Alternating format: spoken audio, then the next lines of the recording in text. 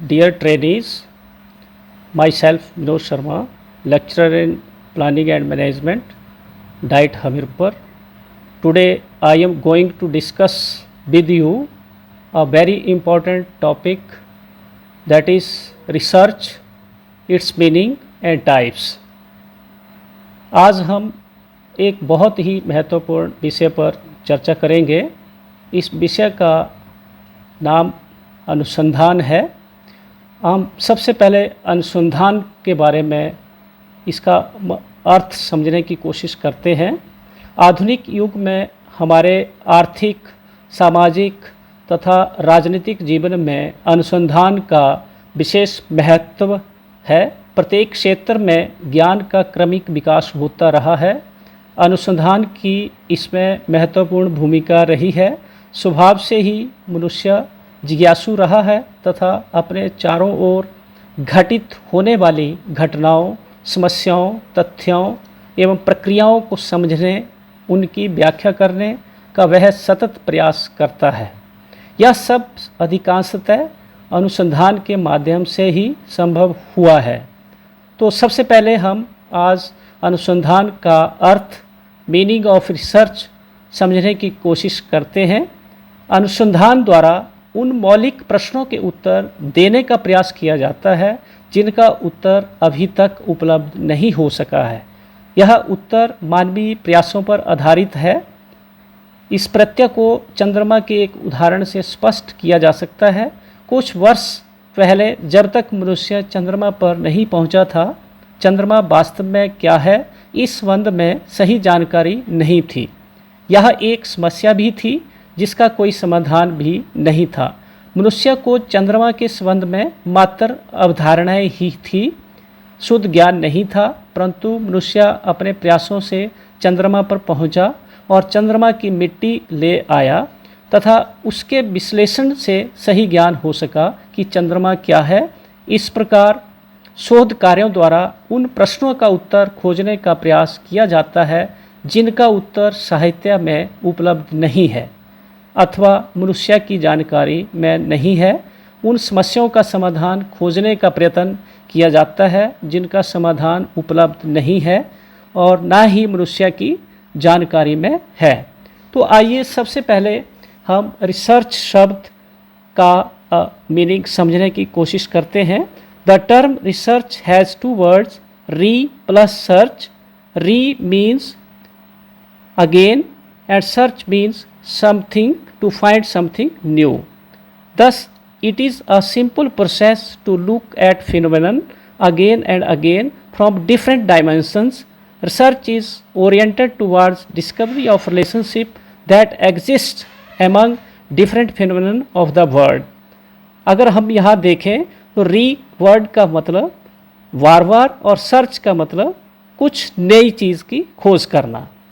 तो इस प्रकार अगर हम देखें तो शोध कार्यों द्वारा चरों का सहसंबंध ज्ञात किया जाता है। यह सहसंबंध दो प्रकार का होता है। प्रयोगात्मक शोध कार्यों द्वारा कारण प्रभाव सहसंबंध ज्ञात किया जाता है। सर्वेक्षण शोध कार्यों द्वारा सामान्य सहसंबंध ज्ञात किया जाता है।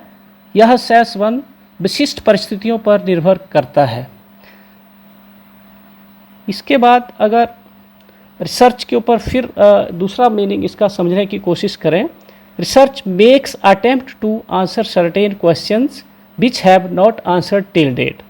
रिसर्च का या अनुसंधान का अर्थ यह भी है कि जिन प्रश्नों का अभी तक हमें उत्तर नहीं है, मालूम नहीं है, हम उनका भी उत्तर जो है रिसर्च के माध्यम से या अनुसंधान के माध्यम से जांचने की या खोजने की कोशिश करते हैं।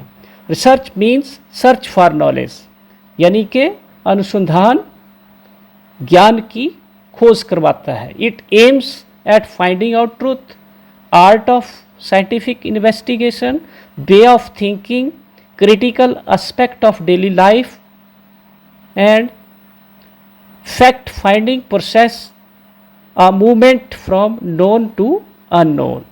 यानी कि हम कह सकते हैं कि जो अनुसंधान है हमें सत्यता की ओर ले जाता है। ये एक वैज्ञानिक जांच की कला है। ये हमारे जिंदगी में, दैनिक जीवन में महत्वपूर्ण पहलुओं के बारे में सोचने की क्षमता डेवलप करता है और ये हमें ज्ञात से अज्ञात की तरफ ले जाने का प्रयास करता है। आइए अब हम अनुसंधान या रिसर्च की डेफिनेशंस के ऊपर ध्यान दें। सबसे पहले 1923 में रेडमैन एंड मोरे के द्वारा जो अनुसंधान या रिसर्च की परिभाषा दी गई, उनमें कहा गया था, research is a systematised effort to gain new knowledge. Research is a systematised effort to gain new knowledge, यानी कि अनुसंधान एक व्यवस्थित प्रयत्न है नवीन ज्ञान की प्राप्ति के लिए। तो हम कह सकते हैं कि नवीन ज्ञान की प्राप्ति एक व्यवस्थित प्रयत्न द्वारा प्राप्त की जाती है अनुसंधान द्वारा। इसी प्रकार अब एक और अनुसंधानकर्ता की एक और परिभाषा अगर देखें, जिसका नाम सीसी क्रोफोर्ड है, उन्होंने कहा था, research is a simply a systematic and refined technique employing specialized tools and procedures in order to obtain more adequate solutions of a problem। अर्थात सीसी क्रोफोर्ड ने अपने शब्दों में कहा था, अनुसंधान चिंतन की एक ऐसी क्रमबद्ध तथा विशुद्ध प्रविधि है जिसमें विशिष्ट यंत्रों, उपकरणों तथा प्रक्रियाओं का उपयोग इस उद्देश्य से किया जाता है ताकि एक समस्या का अधिक समुचित समाधान उपलब्ध हो सके। तो इस प्रकार हम देख सकते हैं कि इन परिभाषाओं से हमें ज्ञात होता है, स्पष्ट होता है कि अनुसंधान नवीन तथ्यों या सिद्धांतों की खोज के लिए संचालित किया जाता है। नवीन ज्ञान की प्राप्ति के लिए जांच, अधिक अवलोकन एवं वस्तु विषयक अध्ययन करना होता है। आइए अब हम रिसर्च या अनुसंधान की विशेषताओं के ऊपर बात करते हैं कि what are the main characteristics of research. सर्वप्रथम सबसे पहले गैदर्स न्यू नॉलेज, अनुसंधान के द्वारा नए या नवीन ज्ञान को एकत्रित किया जाता है। Research emphasises on discovery of new principles, अनुसंधान नए सिद्धांतों की खोज के ऊपर एम्फेसाइज करता है। Employees reliable data gathering devices। research must be logical, hypothesis oriented, organizes data in quantitative form, leads to careful generalization and conclusions। So these are the main characteristics of research। Now let us discuss about its objectives। Objectives में अगर बात करें, मुख्य जो उद्देश्य रहते हैं अनुसंधान के, तो सबसे पहले हम देखते हैं कि जो फर्स्ट जो ऑब्जेक्टिव रहता है अनुसंधान का, that is development of knowledge. Development of knowledge यानी कि ज्ञान का विकास। मनुष्य का ज्ञान हमेशा से अपूर्ण रहा है। उसे ना तो अपने विषय में और ना अपने परिवेश एवं संसार के विषय में कभी पूरा ज्ञान रहा है। अतः अनेक घटनाएं, व्यवहार एवं परिवर्तन जो हमारे चारों ओर घटते हैं, उसे आश्चर्यजनक लगते हैं। उसमें उन्हें अच्छी तरह जानने की जिज्ञासा उत्पन्न करते हैं। उन्हें समझने के लिए वह चिंतन करता है, तर्क करता है, परीक्षण करता है और अन्वेषण करता है। इन प्रयासों के फलस्वरूप नया ज्ञान उपलब्ध होता है। सेकेंडली अगर हम देखें तो रिसर्च से हमें सॉल्यूशन ऑफ प्रॉब्लम्स यानी कि समस्याओं का समाधान जो है वो हमें प्राप्त होता है। अनुसंधान का दूसरा कार्य अथवा उद्देश्य किसी ज्ञान क्षेत्र में उपस्थित विभिन्न प्रकार की समस्याओं का समाधान प्रस्तुत करना रहा है। प्रत्येक ज्ञान क्षेत्र में ऐसी अनेक समस्याएं घटित रहती हैं, जैसे बालकों के अवांछनीय व्यवहारों को कैसे बदला जाए, संस्था को कैसे प्रभावशाली बनाया जाए, तथा इसी प्रकार की अनेक समस्याएं व्यवहार विज्ञानों के क्षेत्र में कार्य करने वालों के सामने आती हैं, तब अनुसंधान के माध्यम से इनके समाधान खोजने के प्रयास किए जाते हैं। इसी प्रकार अगर हम थर्ड ऑब्जेक्टिव्स की तरफ देखें, अनुसंधान या रिसर्च का जो थर्ड ऑब्जेक्टिव रहता है, searching answers for unanswered questions, यानी कि हम क्या करते हैं कि अनुसंधान के द्वारा अनुत्तरित प्रश्नों के उत्तर खोजने का प्रयास करते हैं। व्यवहार विज्ञानों में ऐसे अनेक प्रश्न सदा ही रहे हैं जिनके उत्तर तब तक उपलब्ध नहीं थे, अतः अनुसंधान के माध्यम से उनके उत्तर खोजने का प्रयास किया जाता रहा है। आज ऐसे प्रश्न कदम कदम पर सामने आते हैं और आज भी अनुसंधान द्वारा इन प्रश्नों के उत्तर खोजने का प्रयास लगातार हो रहे हैं। जैसे सीखने की प्रक्रिया का स्वरूप क्या है, समाज में परिवर्तन कैसे आता है, जीवन मूल्य कैसे विकसित होते हैं, बुद्धि क्या है, सामाजिक पक्षपात कैसे फैलता है, इत्यादि इत्यादि। अगर नेक्स्ट ऑब्जेक्टिव्स के ऊपर ध्यान दें तो रिसर्च के द्वारा डिस्कवरी ऑफ रिलेशंस के ऊपर भी इसका संबंध रहता है। अनुसंधान घटनाओं के कारण और उनके पारस्परिक संबंधों की खोज की भी शक्तिशाली तकनीक है। मानव जीवन और संसार अथवा संस्था जिसमें वह काम करता है अत्यंत जटिल संरचनाएं हैं। इनका घटनाक्रम एवं समस्त व्यापार बड़ा उलझन भरा है। किसी भी घटना को सरलता से समझना संभव नहीं है। व्यवहार विज्ञानों में व्यक्ति अथवा समाज के व्यवहार से संबंधित घटनाओं का अध्ययन आवश्यक होता है। इसी प्रकार नेक्स्ट अगर हम देखें तो डिस्कवरी ऑफ फैक्ट्स भी एक मुख्य उद्देश्य रहता है, यानी कि तथ्यों की खोज। अनुसंधान तथ्यों की भी खोज करता है, क्या है, कैसा है, इसके कौन कौन से घटक हैं, इस प्रकार वर्णन मात्र करना भी अनुसंधान का उद्देश्य होता है।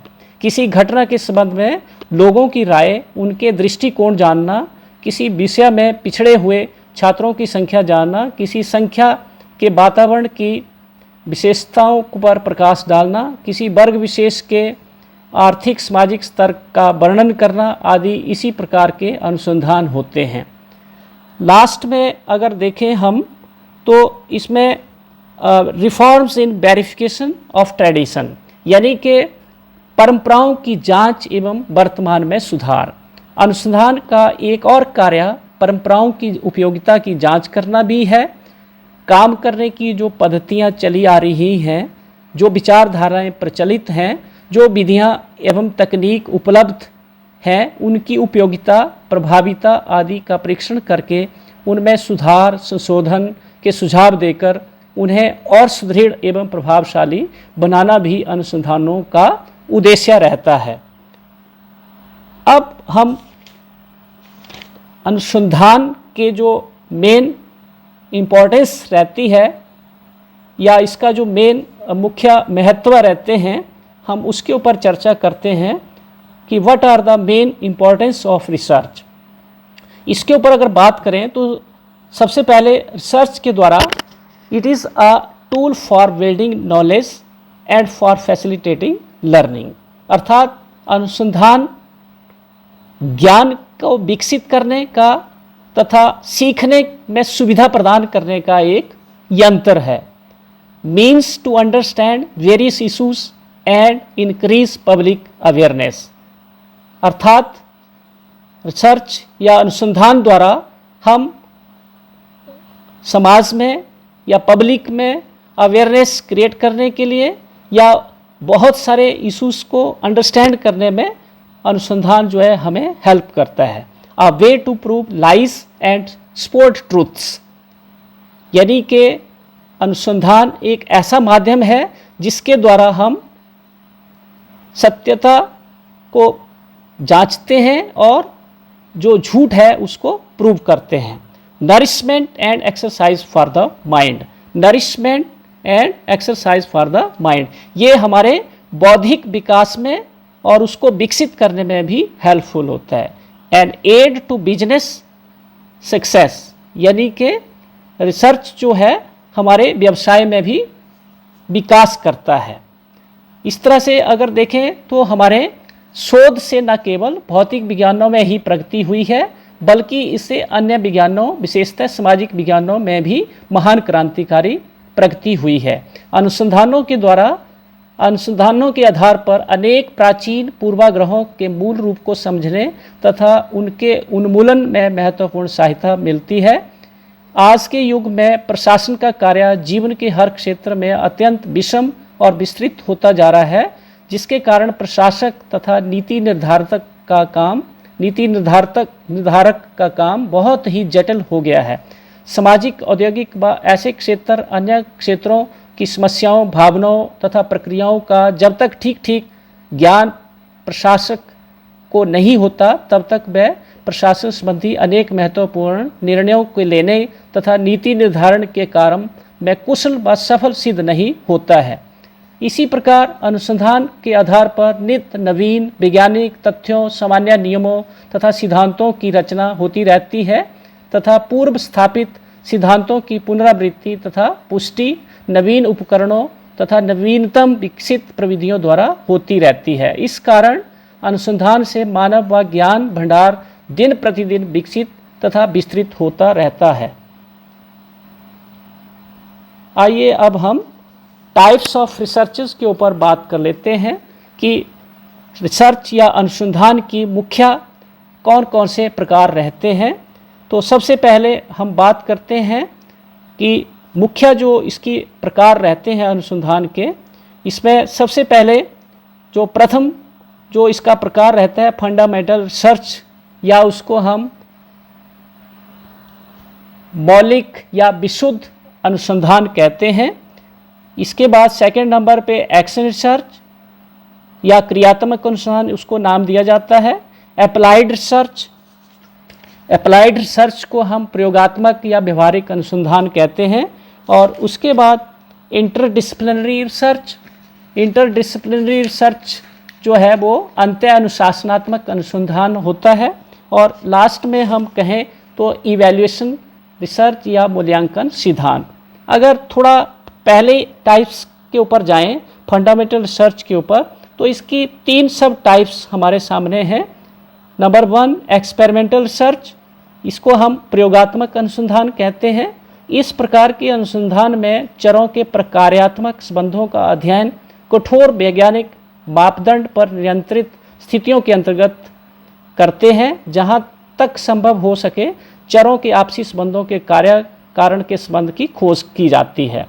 सेकंड नंबर पे हिस्टोरिकल रिसर्च, इसमें हम ऐतिहासिक अनुसंधान के अंतर्गत भूतकाल की घटनाओं, संगठनों, समूहों, परंपराओं, संस्थाओं आदि का विवेचन, अन्वेषण तथा विश्लेषण करते हैं। इनके अध्ययन के लिए प्रथम प्रारंभिक तथा मौलिक अभिलेखों और प्रमाणों की सहायता ली जाती है। व्यक्ति अध्ययन, व्यक्ति वृत्त अध्ययन तथा नैतिक अनुसंधान इसी अध्ययन में आते हैं। अगर हम बात करें डिस्क्रिप्टिव रिसर्च के बारे में, तो इस प्रकार के अनुसंधान में चरों के प्रकार्यात्मक संबंधों का अध्ययन कठोर वैज्ञानिक मापदंड पर नियंत्रित स्थितियों के अंतर्गत किया जाता है तथा जहाँ तक संभव हो सके चरों के आपसी संबंधों के कारण के संबंध की खोज की जाती है। अब हम एक्शन रिसर्च के ऊपर थोड़ी सी बात करेंगे कि एक्शन या क्रियात्मक अनुसंधान क्या होता है। जहाँ तक एक्शन रिसर्च या क्रियात्मक अनुसंधान की बात है, शिक्षा के क्षेत्र में क्रियात्मक अनुसंधान का विकास सर्वप्रथम 1926 में रिसर्च फॉर टीचर्स में स्टीफन एम कोरे द्वारा 1953 में किया गया था।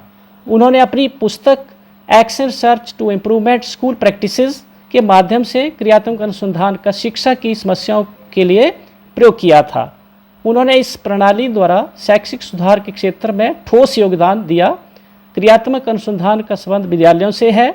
इसके द्वारा शिक्षण अधिगम प्रक्रिया में आने वाली समस्याओं का समाधान किया जाता है। एक्शन रिसर्च के ऊपर हम नेक्स्ट लेक्चर के ऊपर हम इस पर डिटेल में चर्चा करेंगे।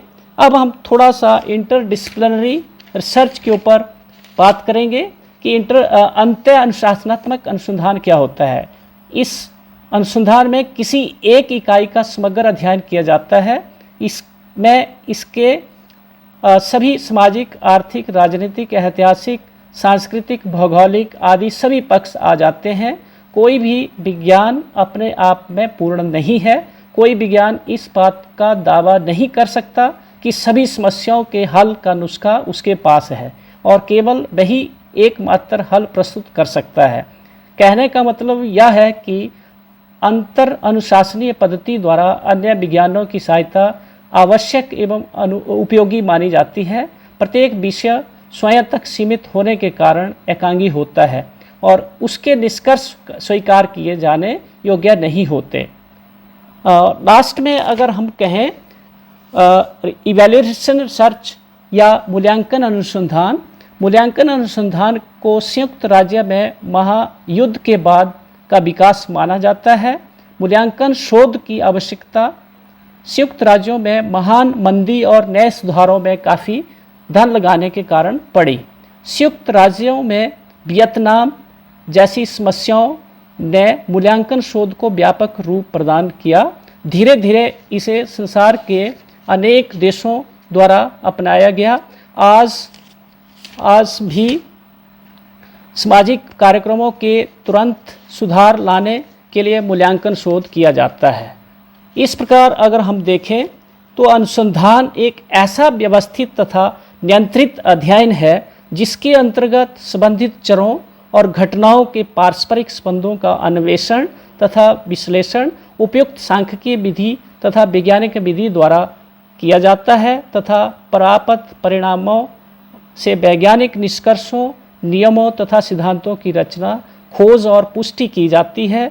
इसका उद्देश्य वैज्ञानिक ज्ञान के घेरे को अधिक से अधिक विस्तृत तथा विशुद्ध करना होता है। इसलिए अगर आप इसको अनुसंधान को अगर देखें तो अनुसंधान द्वारा प्राप्त ज्ञान विशुद्ध, संगठित और क्रमबद्ध होता है। तो इस प्रकार हमने देखा कि अनुसंधान जो है एक महत्वपूर्ण विषय है और ये हमारे जीवन में विभिन्न क्षेत्रों में आने वाली समस्याओं को किस प्रकार हम इसके द्वारा इन समस्याओं का वैज्ञानिक तरीके से, व्यवस्थित तरीके से इनका हल ढूंढ सकते हैं, एक अनुसंधान का प्रयोग किया जाता है। अतः ये हमारे लिए बहुत ही इम्पोर्टेंट विषय है। तो मैं आपको शायद ये इसके बारे में पूर्णतः जानकारी प्राप्त हो गई होगी। मैं अब इस विषय को कंक्लूड करते हुए दोबारा हम टाइप्स ऑफ रिसर्च के ऊपर नेक्स्ट टॉपिक या लेक्चर्स में इसको डिटेल से पूरा करेंगे। I hope you all understand it carefully. Thank you so much.